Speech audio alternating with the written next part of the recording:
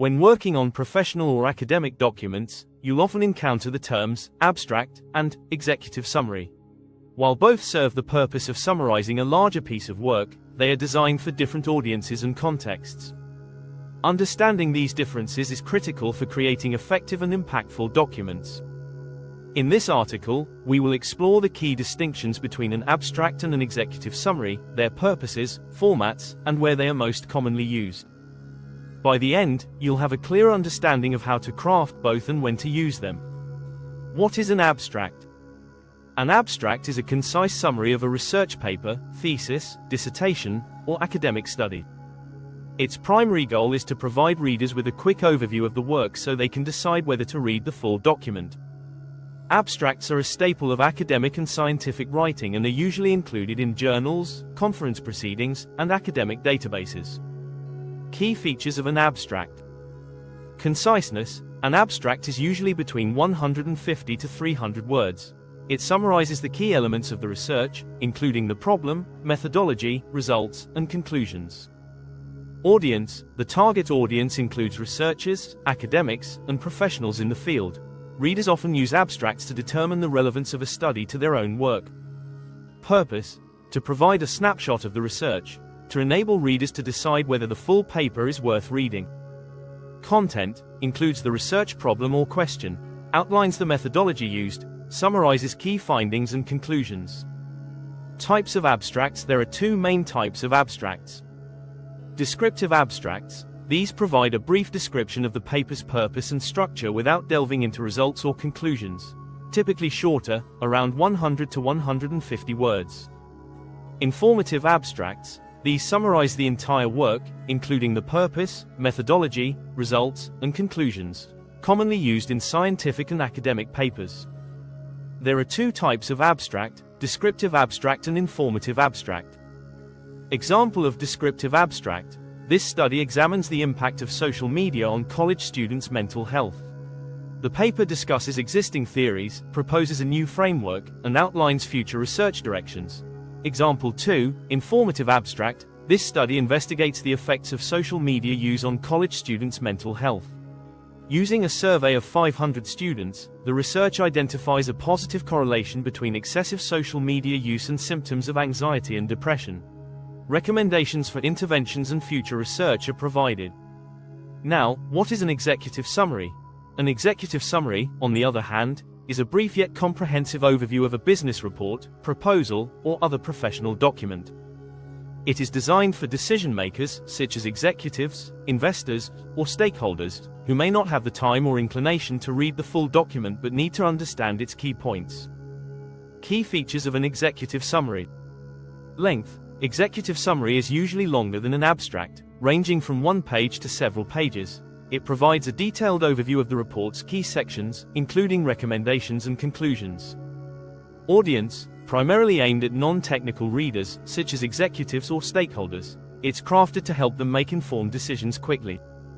Purpose. The purpose of the executive summary is to highlight the most important aspects of a report or proposal and to persuade readers to take a specific action, such as approving a project or funding an initiative. Content. Executive summary summarizes the problem or opportunity addressed, outlines the proposed solution or recommendations, and highlights key findings, and justifies the conclusions. Where are executive summaries used? Business reports, proposals and business plans, project evaluations, marketing plans, feasibility studies. Example of an executive summary. This report analyzes the potential for expanding our e-commerce operations into Southeast Asia. The research identifies key growth markets, examines the competitive landscape, and highlights logistical challenges. We recommend launching operations in Vietnam and Indonesia, leveraging local partnerships to minimize costs and expedite market entry. The projected ROI for this expansion is 25% over 3 years. A detailed implementation plan is provided in the full report. How do you write an abstract? Writing an abstract requires clarity and brevity. Kindly follow these steps to create an effective abstract. Firstly, start with the purpose. This will clearly state the research problem or question. Then briefly describe how the research was conducted, and present the most significant findings. Summarize the broader significance of the research, and always stick to the word limit, and avoid unnecessary details. Common mistakes to avoid when writing an abstract. Avoid including unnecessary details or background information. Avoid exceeding the word limit. Do not forget to summarize the researcher's key contributions. Tips for writing abstracts: use clear and straightforward language. Avoid technical jargon unless your audience is familiar with it. Focus on the most critical aspects of your research. Write the abstract last to ensure it reflects the full content of the paper. How do you write an executive summary? An executive summary requires a balance between conciseness and comprehensiveness. Here's how to craft one. Begin with a strong opening by clearly stating the purpose of the report and its importance. Summarize the problem or opportunity by explaining the issue or opportunity the report addresses. Then outline the proposed solution and highlight key recommendations or solutions.